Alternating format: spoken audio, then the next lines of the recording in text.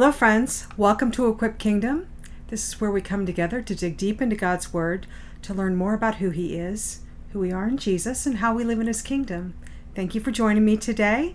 We're going to be covering the rest of chapter 4 in Mark today, starting in verse 35. And then we're also going to go into chapter 5 as well through verse 20, if you're keeping track of where we are.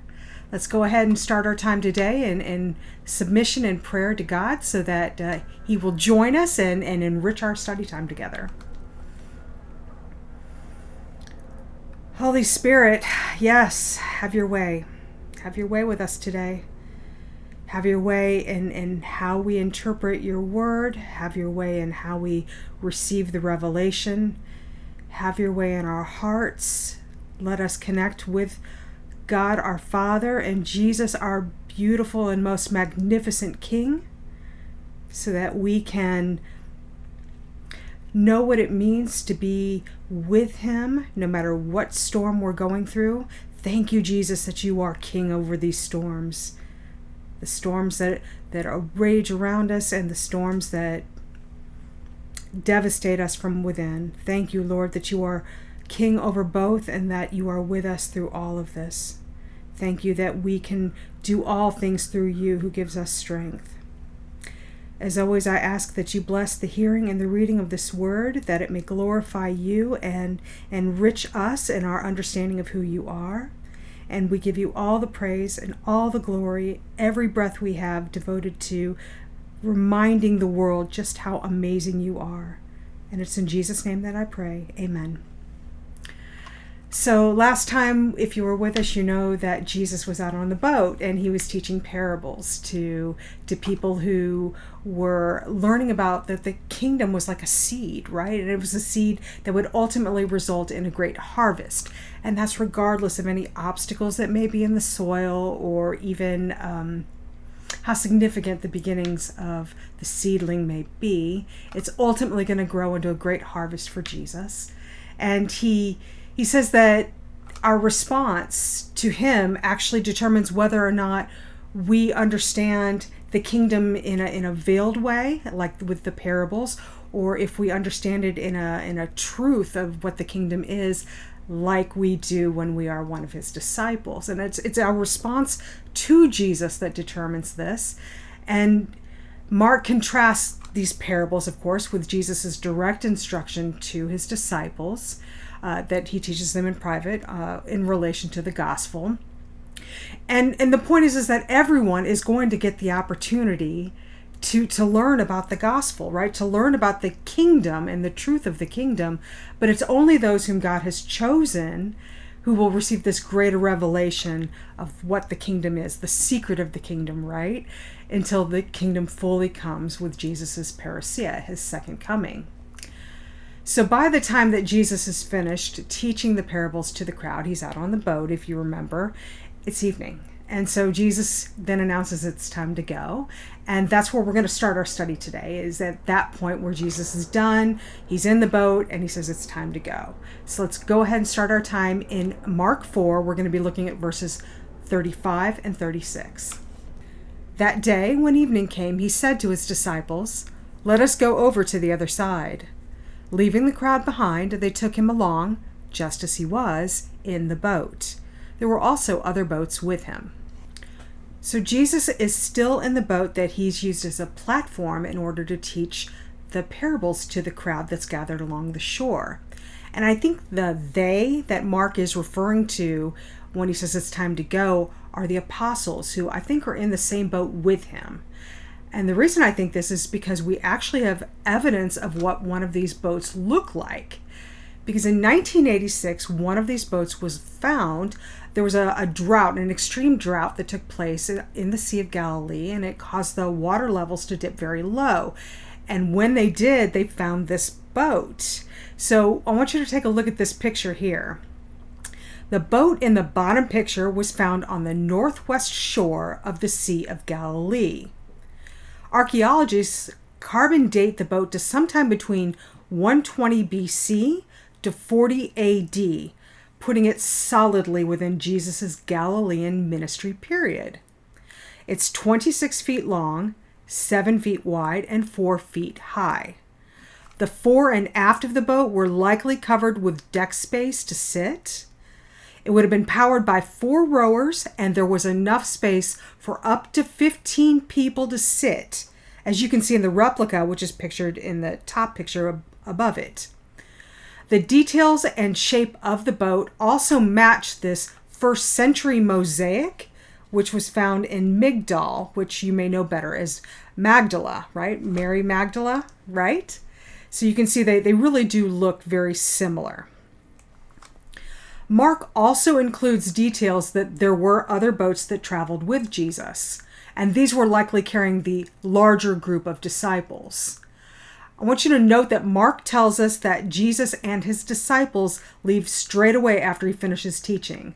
There's no returning to town to gather supplies, instead taking Jesus, directly quoting, along just as he was in the boat. Now, it would normally take about 2 hours to cross from Capernaum to the eastern side of the lake under normal conditions. However, as we see next, Jesus is going along the lake to bind the strong man in his domain, and there's going to be resistance to that. And we see that it's going to start here at the lake, and we read this in Mark 4, verse 37 to 39. A furious squall came up, and the waves broke over the boat, so that it was nearly swamped. Jesus was in the stern, sleeping on a cushion. The disciples woke him and said to him, "Teacher, don't you care if we drown?" He got up, rebuked the wind, and said to the waves, "Quiet, be still." Then the wind died down, and it was completely calm. Now, as we've talked about before, the Sea of Galilee was prone to sudden and violent storms because of its location. It's situated in a deep, hollow valley. It's like in a bowl, more like a bowl, and it's more than 700 feet below sea level, and it has a surrounding ravine. I want you to look at the topographical image that I pulled up a few weeks ago that shows the elevations that surround the lake. When the cold air coming from Mount Hermon, which is there to the north, and the warm air coming off the hills to the east and west descend to the center of the lake, conditions for hurricane-like storms are possible. And that's what's happened here, right? So Mark calls it a furious squall. And even though there are 4 experienced sailors on board with Jesus, right? Peter and Andrew and James and John, they're in a panic mode right now. But Jesus is sleeping. They're in a panic. Jesus is sleeping. And it had been a long day for Jesus, right? He had healed many. He had cast out demons. He had cleansed the disease. And he taught the crowds in parables. By evening, from my perspective, Jesus must be exhausted. So he's in the coxswain seat, which is in the stern of the boat. And this is something I really love about this whole scenario, okay? So Jesus is in the seat where the one who's in charge of the boat sits, as the one who directs the rowers and sets the pace for the rowers to work together. That's where he's sitting right now, or resting. And I really want you to think about the spiritual ramifications of this. Because Jesus, as far as we know, has absolutely no experience as a sailor, yet he's sleeping in the command position in the boat. Because Jesus is the one who made the community of the apostles, right? He's the one who will show them how to live in the kingdom under his lordship. And so, even though he has no experience as a sailor, he's still the one in command, and he's showing them how to live. And so what is he doing right now while the storm is busy terrorizing the veteran sailors? He's sleeping. So he's showing them how to overcome. So even though he's had no experience of a sailor, he's showing them how to get through this storm. Now, they're on their way to fight regional demons. So regional demons are demons who consider the regional area, in this case of the Gadarenes, and maybe even beyond that, to be their territory. Jesus is going to be victorious over these unclean spirits, and he knows it. But it doesn't mean that the demons can't send storms. And we face the same thing in our lives. We face storms in our lives that through Jesus we're going to be more than conquerors, but we're still going to face them. And so this is a perfect picture of how we need to face our storms in perfect rest and perfect trust of Jesus. Now, we have talked about the cultural significance and understanding of what the deep waters were to the Jewish people, right? They were the domain of evil spirits where they dwelt and where they reigned. And so the storm really does seem to reflect this hostility and defensiveness of the evil forces that Jesus is coming to vanquish. They know he's coming. They probably sense his presence. And so they're putting up a fight. They're trying to dissuade him, if only to panic and terrorize the others who are with him. And the disciples are rude, right? They're rude in waking up Jesus. And I think it can be forgiven, and Jesus doesn't make an issue of it, because you can sense the panic and the frustration in their accusation of him. Being experienced Galilean sailors, there's absolutely no doubt that they had weathered storms that had turned the lake into these churning waves before. And they've done everything that they can do here in this, but the boat starts to take on water, and it's really much more than their experience and resources and expertise can handle. But Jesus understands the nature of the storm. So he rebukes the wind and the waves as he does unclean spirits. The language is exactly the same here. And with a sovereign command, he effectively muzzles the storm, right? The Greek tense that's used here for Jesus's command suggests that Jesus is addressing the storm as he would an entity or a person. So he's treating the storm like an entity. And Jesus is demanding that the storm be still and stay still. It's one of those continual, what's called an imperative tense of when he says be still. It's like, you better stay still, storm, okay? And the wind and the waves obey immediately. Now catch this. The Greek word that describes the squall in verse 37 as furious is megas. The Greek word that's used to describe the wind in its obedience to Jesus to be calm completely is megas. It's the same word. Megas, in general, it translates as great, and you can see here that it has varying applications. It's the same word, which means that no matter how great the storms are in your life, no matter how furious they are, the calm that comes at Jesus' intercession on your behalf will be equally great. Isn't that awesome? The episode that we're seeing here, it really just becomes central in one of the early stories that defined the church.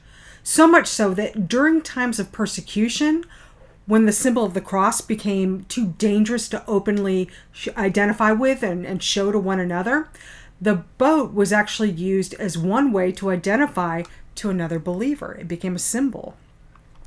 The church as a ship will be tossed on the waves and blown by the wind of this world, right? The wind and the waves, they symbolize persecution and they symbolize misunderstanding, both of which we're seeing in our own lives. But the church will emerge victorious by the grace and sovereignty of Jesus, who, as our King, continually intercedes on our behalf to a powerful effect. So Jesus is with the disciples, and that is enough for them. They don't quite know that yet. But just as Jesus' presence is enough to ensure that the disciples are protected from this storm, so too God promises through his prophet Isaiah, as we see here in Isaiah 43, verse 2. When you pass through the waters, I will be with you, and when you pass through the rivers, they will not sweep over you. Jesus is showing them and us that he is the living God, the same one who made that promise to Isaiah. He is Emmanuel. He is with us. He will never leave us. He will never forsake us. He is with the disciples. He will not leave them, and he will protect them through this storm.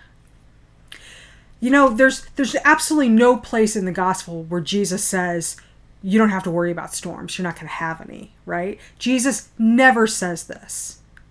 What he instead promises us is that he will be with us through the storms, and he will ensure that we get to the other side of them, right? And he has this uncanny, beautiful way of making us stronger as having gone through them with him. And remember, he's the one who's carrying the yoke, right? He yokes us to himself, and he carries the bigger burden of it. His yoke is easy and light, and he gets us through the storms, but he doesn't promise us that we're not going to have any. And I think this is why Jesus then asks the disciples why they choose fear over faith. We've talked about this a few times, right? There's no neutrality in the kingdom. You either agree with the kingdom of light and God, or you agree with the kingdom of darkness. And when you choose to fear, you're agreeing with and aligning with darkness, even when Jesus is with you, like is happening right now in this boat. He's absolutely with them, and they're choosing to align and agree with fear. We're human. The disciples were human, and Jesus is full of mercy and grace. And because of his grace, there are no condemnations of our slip-ups, right? There's no shame. But I think the disciples needed to understand that their thoughts have power, and that when those thoughts conflicted with what they knew to be true, that Jesus was with them, that they were not aligning with the kingdom, which is very important. Remember, he's trying to show them what it means to be a part of the kingdom. So we see here now what the ones who were just called insiders, right, who had just gained the secret of the kingdom in direct truth from Jesus, in complete explanation from Jesus, they still don't understand who Jesus is, right? That he is the living God who will bring them salvation, who will protect them through whatever they go through. Yet the disciples are in fact in reverent awe of Jesus. So what I think is happening here is that intrinsically, like their spirits are reacting to who Jesus is, like their spirits understand who he is, even if they don't intellectually and emotionally understand who he is yet. And it is clear that this entire episode, the reason why Jesus leads them across in the first place is to increase their faith.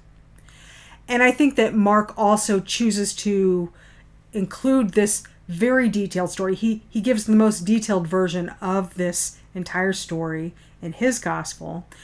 And I think he definitely has the very recent persecutions of the Roman Christians fresh in his heart when he's presenting the details, so that they can see, even as they're doubting, so do the disciples doubt.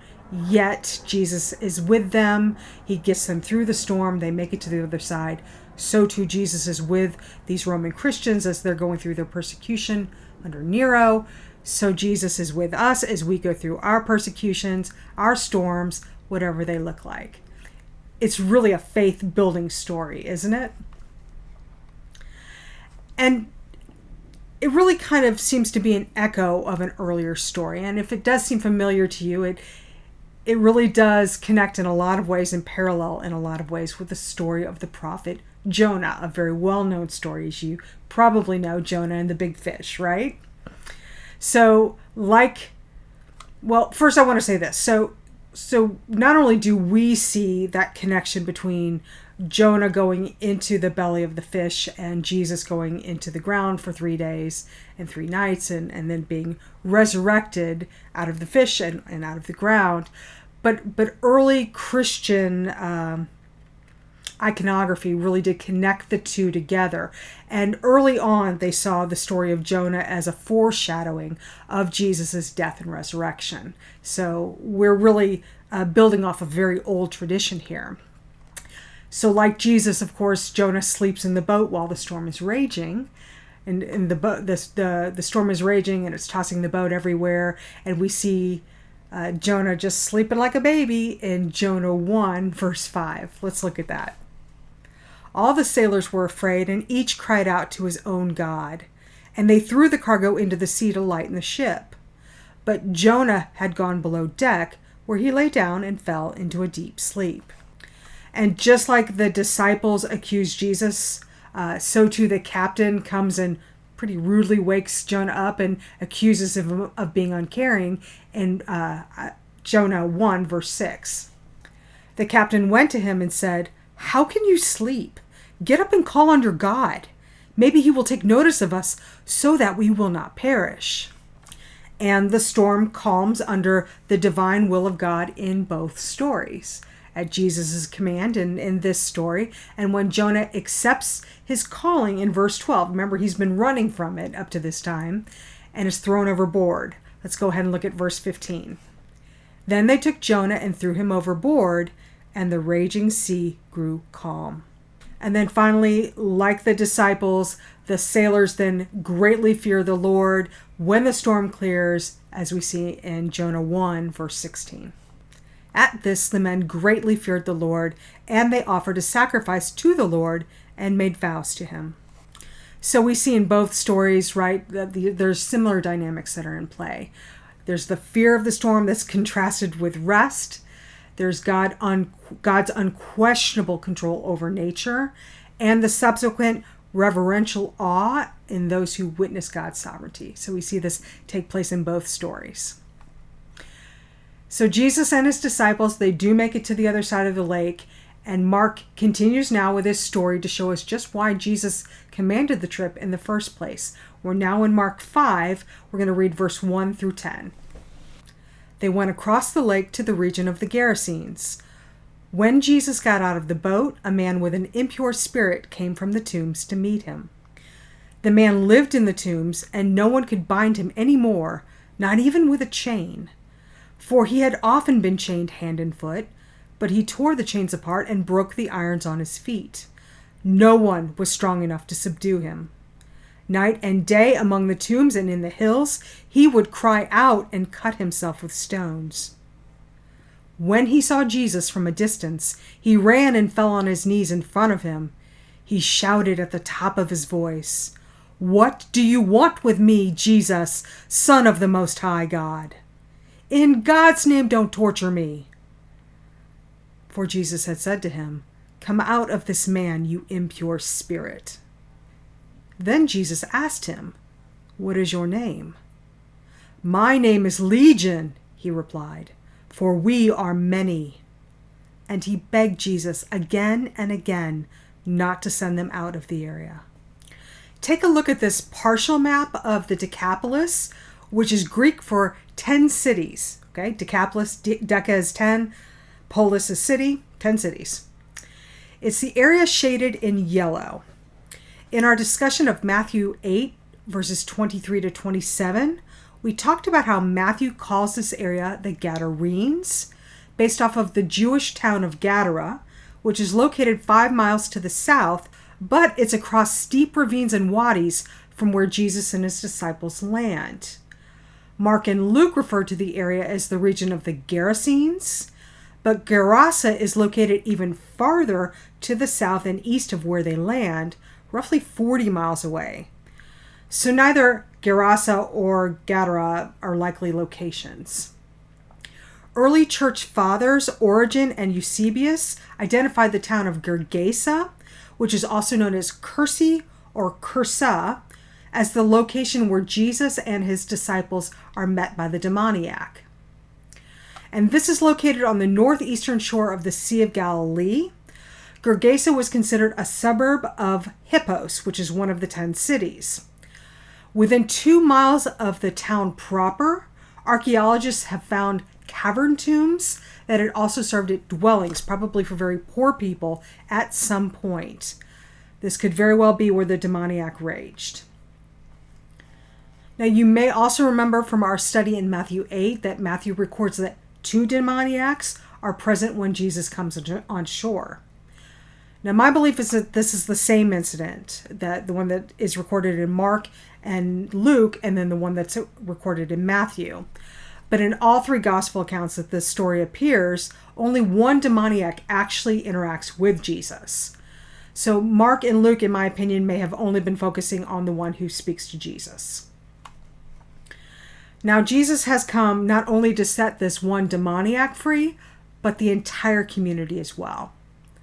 So, as I mentioned before, the demon that is oppressing the demoniac is a regional demon, which calls itself Legion, right? And so it's actually influencing a regional area, like more than just the one man is being affected by this spirit. This is a territorial spirit, which means that it's a multitude of forces that desire to spread only chaos and fear and divisiveness while destroying the man that it inhabits. The possessed man serves merely as a dwelling place for this combined spirit, but they would have affected other people in the region as well. Now, the man lives in the tombs. Tombs were considered unclean places by Jewish people, where demons and evil magic permeated the areas. This is supposed to be a spiritual interpretation of the Gentiles. And not only the Gentiles, but also among all people who are unsaved, right? They're physically alive, but spiritually dead. Just as we were, right? We were once dead in our transgressions and sins, but God in his grace and mercy raised us up by Jesus, right? By the finished work of Jesus. And Paul encourages us by this very statement in Ephesians 2, verses 1 through 5. As for you, you were dead in your transgressions and sins, in which you used to live when you followed the ways of this world and of the ruler of the kingdom of the air, the spirit who is now at work in those who are disobedient. All of us also lived among them at one time, gratifying the cravings of our flesh and following its desires and thoughts. Like the rest, we were by nature deserving of wrath. But because of his great love for us, God, who is rich in mercy, made us alive with Christ, even as we were dead in transgressions. It is by grace you have been saved. The detail that Mark includes here, that the people are unable to bind the demoniac no matter how hard they tried, it's meant to remind us and point back to the fact that Jesus is the one who is strong enough to overcome the strong man in his domain and bind him, right? And remember, he tells us this, well, he tells the scribes this anyway, in Mark 3, verse 27. But the people had been trying to bind the man when it was the principality, right? Legion's the one who needs to be bound, not the man.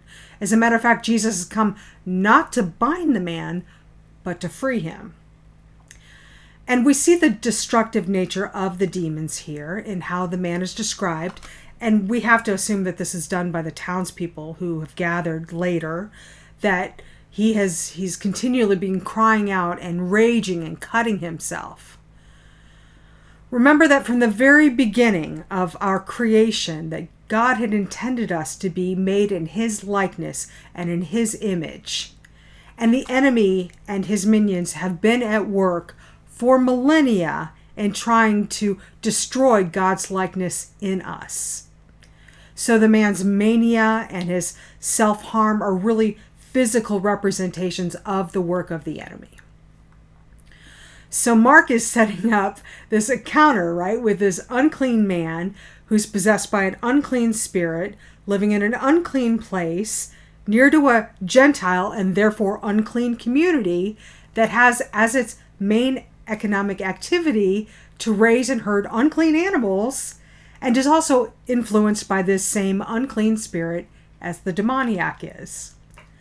So what I see here is a continuation of this initial wilderness encounter, right? This confrontation between Jesus and the enemy, between Satan and Jesus, that Mark introduces in the first chapter of his gospel account. We're just seeing it continue. Remember what I said about Mark. There's no end to that wilderness encounter like we saw in Matthew, where Jesus rebukes the enemy and the enemy goes away. We don't see that same finish that we do in Matthew. We don't see it here in Mark. Now the demons caused the man to fall to his knees in an absolute submission to King Jesus. The Greek for fell to his knees is proskuneo, and it's the same word that Matthew uses to describe how the Magi react to seeing the young King Jesus in Bethlehem. And it's also the same word in that wilderness encounter I just spoke of, where Jesus uses to rebuke Satan when Jesus tells him to worship the Lord your God and serve him only. At the very least, if it's not worship, they're at least reverently acknowledging that Jesus has this immutable sovereignty over them. Now, the demons' reaction to Jesus is actually kind of interesting. First, it's obvious that their approach to Jesus is completely defensive. They address him not only by his divine identity as Son of the Most High God, but they also call him by his birth name, Jesus. And I have to wonder if this is an attempt by them for an emotional appeal, or even to try and gain some power over Jesus by calling him his name as the Son of Man. Next, the demons basically accuse Jesus of punishing them before the appointed time by shouting, "What do you want with me?" The Greek idiom that's translated here is more like, "What is there between you and me?" Suggesting that Jesus is supposed to be he's not supposed to be passing sentence over them yet, right? He's doing something that it's not the time for in their estimation. So they must have thought that Jesus was there to pass eternal judgment on them now, or in the moment, and that it was time for them to be cast into the pit of eternal fire. They already know their fate. Then, to top it all off, they invoke God's name. I have to tell you, when I read that, I have to stop myself from laughing each time, but they invoke God's name to beg Jesus not to torture them. See, I laughed there. Remember, right? So Jesus and his disciples, they're met by the storm that terrify the veteran sailors, right? But now these same demonic forces that raged against Jesus through this storm, trying to prevent him from coming, are now invoking his name to plead for mercy. He's come into their territory, right? They're a regional demon. He's come into their territory, and he's sovereign in their domain. Mark is clearly pointing once again to Jesus' absolute sovereign nature here. Wherever his kingdom is, he absolutely displaces and overthrows the authority that was in place. Jesus' kingdom reigns wherever it is. Now, Mark shows us the reaction of Jesus' proclamation. So Jesus has come to free not only the man, but also the larger community, before he actually tells us what Jesus' proclamation is. And I think it's curious that Jesus then asks the demon what its name is, because he hasn't really done that with anyone else. And I think it's to show us the nature and scope of the demon's influence. So legions, right, the name of the demon is Legion. Legions were the biggest unit in the Roman army, and generally speaking, they represented roughly 6,000 soldiers. This principality may very well have considered the entire Decapolis as its territory. So if you remember the picture that we saw there, and that was only the partial Decapolis, it didn't include Damascus to the north, and it didn't include some of the other cities within the territory. That scope is enormous, right? And to consider that this poor man served as a dwelling for such a large host tells us that there was nothing about this man that was able to emerge. He was just existing in body alone. His ego and his will had been completely suppressed. He was essentially a prisoner in his own body and being continually tortured by the thousands of evil impulses that were raging within him. I actually wonder if Jesus didn't sense this poor man all the way from Capernaum, right? In desperation, the demons offer an alternative to Jesus. I want to go ahead and read what that alternative is in Mark 5, verses 11 to 13. A large herd of pigs was feeding on the nearby hillside. The demons begged Jesus, "Send us among the pigs. Allow us to go into them." He gave them permission, and the impure spirits came out and went into the pigs. The herd, about 2,000 in number, rushed down the steep bank into the lake and were drowned. The pigs, of course, are a major clue to us that we're not dealing with a Jewish community here, that Jesus has, in fact, come to a Gentile community. Leviticus 11, verses 7 through 8, specifically name pigs as an unclean animal, and that God instructs them not to eat the meat or even touch the carcasses of the pigs. The idea of Jewish people hurting unclean animals would have been comically unthinkable. It's a non-issue, right? The community has to be Gentile, unmistakably so. Now, I suggested in our Matthew study that the pigs drowning represented a spiritual baptism on behalf of the entire community, the Gentile community. What I want to focus on here in Mark is something a little different. I want to instead focus on the destructive nature of these demons. They can only be destructive, and what they were doing in this poor man is now playing out in the herd of pigs. I wonder if Jesus permitted the demonic host to go into the herd in order to diffuse their collective power. My thought is, with the demons separated into the individual pigs, that their regional influence would have been broken. I don't know whether if the demons are actually influencing through their destructive nature, convincing the pigs to race off the cliff, or if the pigs are instinctively understanding that this unnatural force that exists within them cannot coexist with them, and they panic, and so they stampede off the cliff because of that, or if there's a combination of the two. I really don't know. But in any case, the pigs are drowned. As an aside, to better support the idea that this is Gergesa, about a mile south of Gergesa, there's a fairly steep slope within 40 yards of the shore, which supports, again, this destructive actions of the pigs. So just one more thing that confirms the location of where they're at.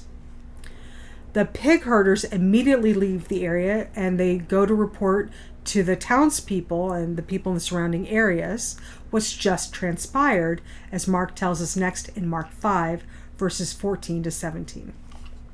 Those tending the pigs ran off and reported this in the town and countryside, and the people went out to see what had happened. When they came to Jesus, they saw the man who had been possessed by the legion of demons sitting there, dressed and in his right mind, and they were afraid. Those who had seen it told the people what had happened to the demon-possessed man, and told about the pigs as well. Then the people began to plead with Jesus to leave their region. Mark tells us that there were about 2,000 pigs that were in this herd. I calculated it, and in today's US dollars, that herd would be worth well over $2 million. Suffice to say that this herd made up the bulk, if not the entirety, of the village economy that just stampeded off the cliff. But that's not why they asked Jesus to leave. Mark tells us that they see this man, this former demoniac, sitting in his right mind, calm, collected, dressed, and they're afraid of Jesus' power. They had tried repeatedly to bind and subdue this demoniac with chains, right? And they failed time and again. Yet Jesus, with but a word, commands the demons to leave, and this man is now restored fully to his dignity and his poise. So what I think is happening here is that the people had actually grown more comfortable and accustomed to the malevolent presence of this territorial principality and its influence over them, and they're more comfortable with that than they are with Jesus and his light and his majesty in his presence. And I think this is just one more instance of how witnessing signs and wonders alone is insufficient to bring someone to faith. Just like the disciples, the people see Jesus' power over the internal storm, in this case, had been raging over this man, and they respond with fear. It's not at this point that their fear is in reverence and awe, like with the disciples, like what we saw earlier with them in the boat. The people of Gergesa reject Jesus here. And Jesus, who is gentle in spirit, graciously departs. Let's go ahead and finish the story in Mark 5, verses 18 to 20. As Jesus was getting into the boat, the man who had been demon-possessed begged to go with him. Jesus did not let him, but said, "Go home to your own people and tell them how much the Lord has done for you and how he has had mercy on you." So the man went away and began to tell in the Decapolis how much Jesus had done for him. And all the people were amazed. The man, as we see here in earlier verses, now is positioned as a disciple, right? He's sitting before Jesus and he's ready to follow Jesus. But Jesus forbids this. And the best reason that I can come up with is that there's probably going to be a complication with a Gentile traveling as a disciple among the Jewish people, right? If he returns with Jesus back to Capernaum, now there's going to be a Gentile who's traveling with them. And Jesus is already including former tax collectors and sinners as his disciples, and that was scandalous on its own, right? We've seen that. To add Gentiles might well have caused an unbridgeable offense among the very people to whom Jesus is trying to bring salvation. So Jesus does not order the man to secrecy, quite the opposite actually. We've talked about this before. Among the Gentiles, there are no expectations as to who the Messiah is and what he's supposed to do, right? That's a very Jewish thing. So this man is only going to share that the Lord has been merciful and has saved him from a powerful demonic force. But that's not to say that this man's not a disciple, because remember what it means to be a disciple of Jesus. You're in relationship with Jesus, and you're willing to go and do the Father's will. You're willing to be sent out by Jesus to do the Father's will. So Jesus sends the man out on mission to evangelize the good news of God's mercy, and that's precisely what the man does. And as we're going to see in a couple of chapters, the man's evangelism is going to bear fruit. And although the Gentiles are initially rejecting Jesus here, he's going to receive a very different reception the next time that he comes to the region. And we're going to see that in a couple chapters. And that's all for today. We're going to leave off with Jesus back in the boat, demonstrating that he is sovereign over the external storms that threaten our lives and the internal storms that threaten our souls. When we pick up next time, Jesus sails back to Capernaum, and there's a large crowd that's waiting for him. So that's it for today. Thank you very much for joining me. I hope, as always, that this edified you and gave you new ways of looking at how Jesus is Lord over the storms in our lives, and that no matter how furious they rage, no matter how great they are, Jesus will meet that with an equal and, I would say, exceedingly abundant protection and peace when we rest in him. So I pray that you do rest in him. I want you to not have storms, but should you be going through a storm at this time, know that Jesus is with you.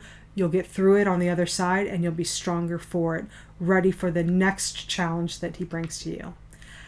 Take care, everyone. I love you. I'm praying for you, and I hope the best for you. Bye-bye.